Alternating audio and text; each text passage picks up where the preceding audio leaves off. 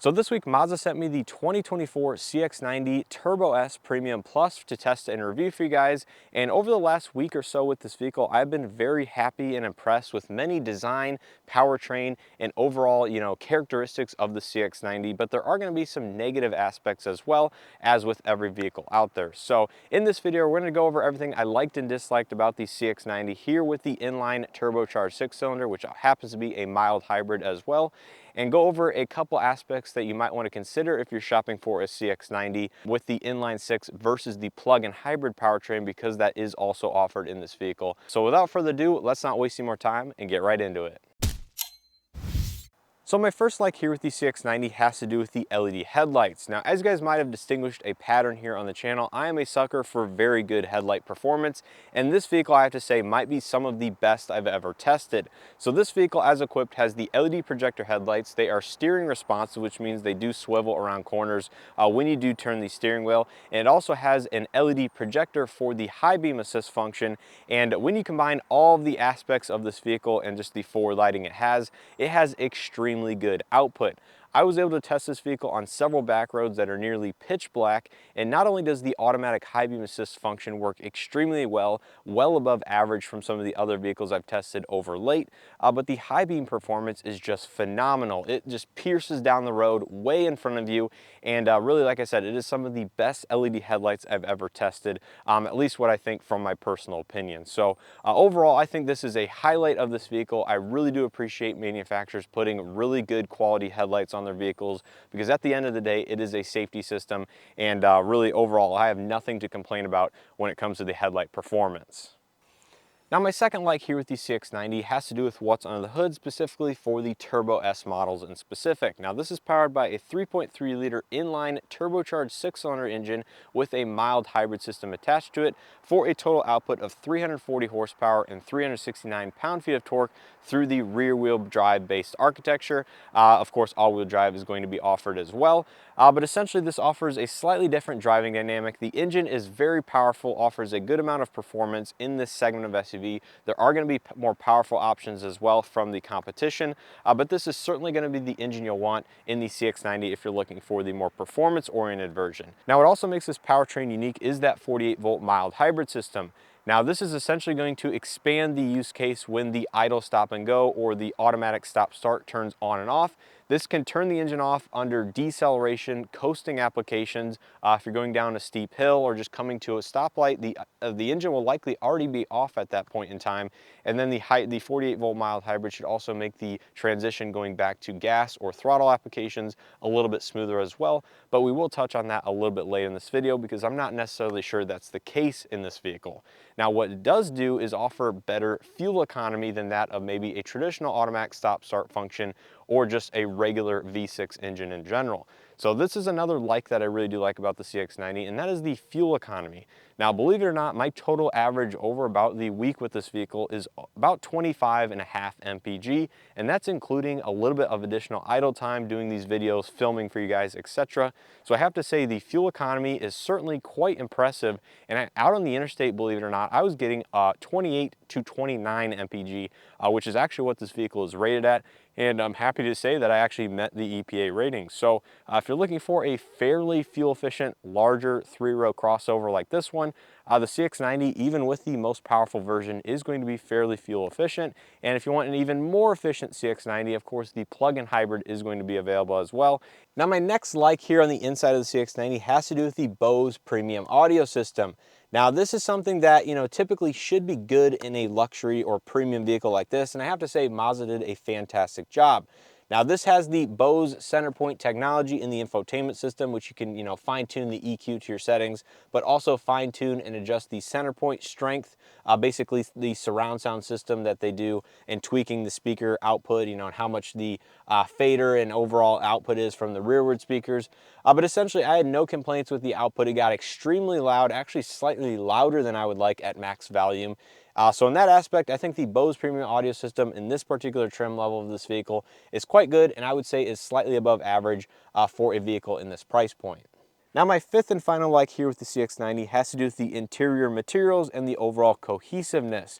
Now, Mazda is kind of transitioning themselves into trying to be a luxury car automaker, and I have to say, you know, they've done a very good job with the interior materials and just the overall design here on the CX-90. Now, this one is the top trim level in the 6-passenger configuration. You can get this vehicle in a 6, 7, or 8-passenger, depending on the trim level and powertrain. But this one has all the Nappa leather, one would assume. It has suede materials on the door panels, the dashboard, and the inserts on the seats. The dash and the two-tone effect for the color combination that this one is with the tan and black looks fantastic, and I just like the cohesiveness that it follows through almost all the way to the back of the vehicle. In the second row, you'll find all the same materials. You'll even find the same center console design with the 2 flip-open armrests for the 6-passenger ones, which is just something that is, you know, a very minor detail, but it mimics the front-end design, and, you know, that's kind of what one would expect in terms of, you know, flowing throughout the cabin. So that's something I think Mazda did very, very well with the CX-90, is the interior materials as well as the interior design and cohesiveness. So that's going to do it for my list of likes with the CX-90. I know it was a fairly short list, but those are just some of the standout items I noticed. This vehicle has a lot more to like for the overall segment of SUV. But now I want to get into my list of dislikes, because these are going to be more specific items that were certainly a drawback, negative to use, or just maybe design flaws that they can improve upon in this current generation versus some of the other competitors out there. Man.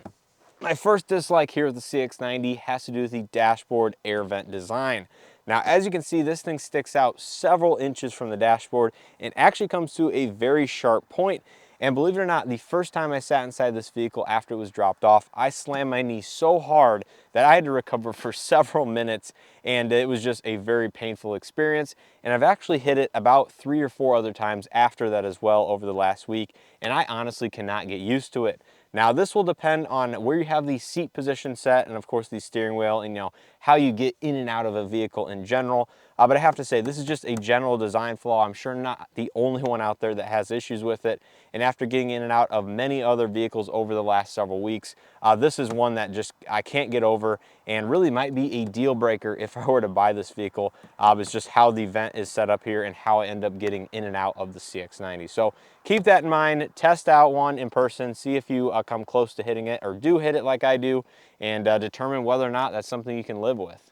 Now, my third dislike here with the CX-90 has to do with the sunroof. Now, this is very similar to the CX-50 Meridian Edition I showcased several months ago, and the fact that it has a very small front panel and a large panoramic second panel. So basically, when you operate or open the sunroof and retract it back, it has a very small opening, and I have to say here with the CX-90, the opening wasn't the biggest issue, but the fact that it had a lot of wind buffering, because the deflector that pops up didn't seem to do an amazing job of, you know, diffusing the wind inside of the cabin. So I would say if you like sunroofs, having it slid back and open a lot, certainly drive a CX-90, open up the sunroof, see how it sounds, you know, and feels inside of the cabin, because to me, it certainly needed a better deflector at the front end, and it certainly would be much nicer if the sunroof opening was a little bit larger as well. Now, my next dislike has to do with the shifter design. Now, this is a fairly minor complaint, although it is something I've never seen used in another automaker. So essentially, the shifter is a mix of an electronic design as well as a mechanical, so it does move to go into gear. Park is all the way in the upright vertical position to the left, and if you want to go into reverse, neutral, or drive, essentially you push it to the right and pull it down to your selected gear. So essentially, all the way to the right, all the way down is drive, one more up is neutral, and then all the way to the far upright corner is reverse, and again, straight over is park. Now, I'll overlay a clip so you guys understand what I'm talking about, but essentially, if you're trying to use a shifter in a quick fashion, I would say it's not the easiest thing in the world, because you kind of have to, you know, maneuver it left and right, up and down, and it's just a little bit funky. So, you know, I would say from, you know, an ergonomic standpoint, they could probably make it a little bit easier to use and not overcomplicate things. Now, moving on, my next dislike here on the inside has to do with the wireless charger design.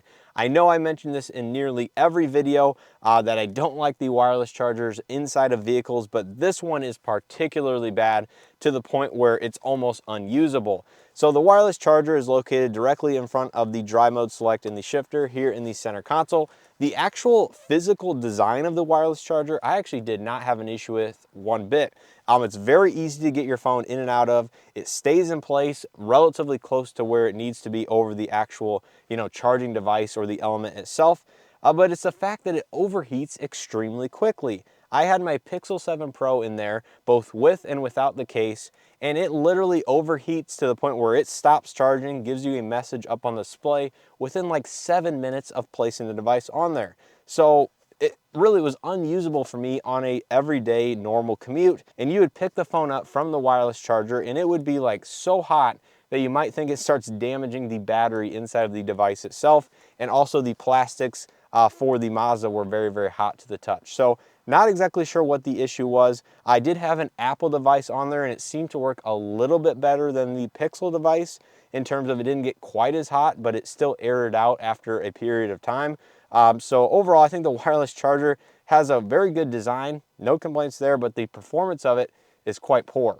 Now my next dislike has to do with the 360-degree camera system on this vehicle, and specifically the fisheye lens look that it has, both in the front as well as the back. Now the CX-90 has some really wide angle fisheye type of lens, which is good for seeing, nearly 180 degrees in each direction, both in the front and back of the vehicle, but it also means it has a warped perspective, and it's not something that is kind of easy to view and easy to use on a day-to-day basis. So this would be much better if it offered a significant lens correction or just something to make it, an easier on the eye type of thing, because on the display you can kind of alter or change the settings or which camera you're viewing when you're using the forward or reverse cameras. But with that being said, I actually really do like how Mazda has the camera system set up to where you have the front of the camera sit up there and then kind of the sides of the vehicle near the front wheels stitched onto the bottom half, and then of course your surround view monitor on the right hand side of the screen, or you can switch between a standard 360 camera system which just has that 360 view on the right,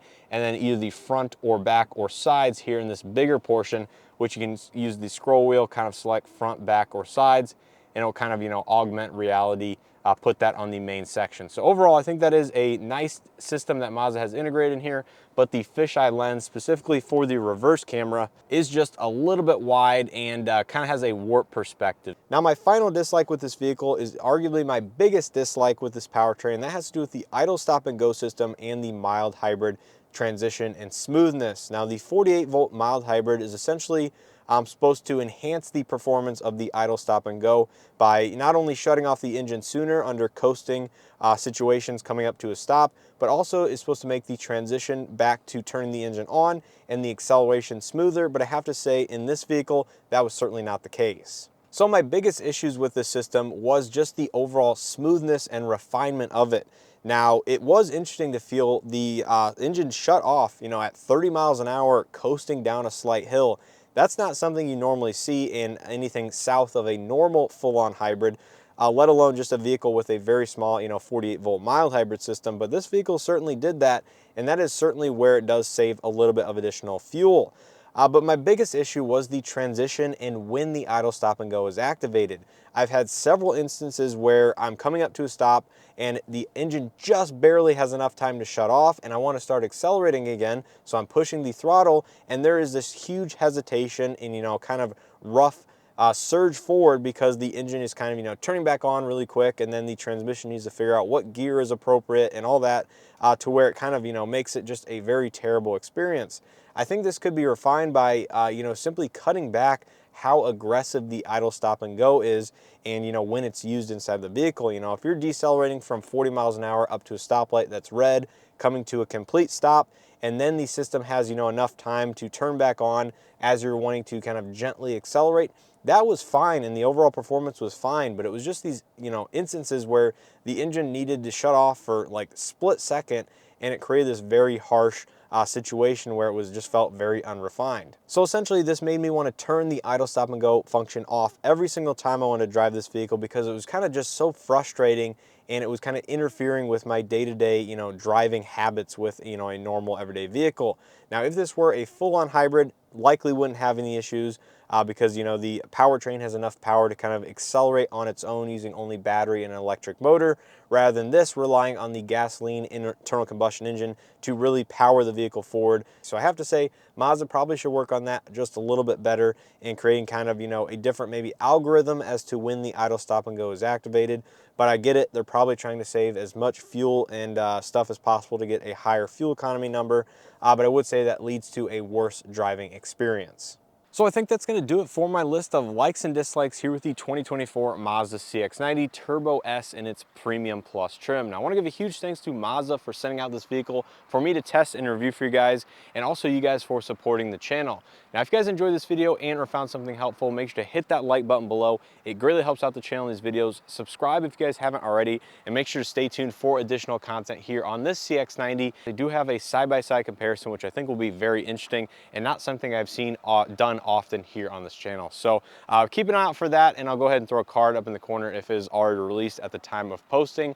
But overall, I think the CX-90 has a lot of positive benefits, and I would be interested to try out the plug-in hybrid version because it offers a totally different powertrain that might offer a little bit more smooth and refined feeling than this vehicle here with the mild hybrid system, which I found actually intruded on the system and the overall performance, you know, and day-to-day stuff like that. Just felt a little bit harsh, a little bit unrefined. But if you do turn the idle stop and go off, then it certainly enhances it and is certainly, you know, very pleasurable to drive. The transmission and everything like that perform like it should. It was just that mild hybrid system which seemed to kind of impede on the performance of the turbo inline 6-cylinder. So let me know your thoughts down in the comment section below. If you happen to own a CX-90, let me know if you agree, disagree, or want to add any additional likes or dislikes to my list. Because like I said, I've only had about a week with this vehicle. There's owners out there that have had this vehicle for months on end, as it is coming up to a year on the market, believe it or not, even though this is a 2024 model, so it has been out for quite some time. But let me know your likes and dislikes down below if you happen to own this vehicle or have spent some time with it. With all that being said, hope to see you guys in the next one.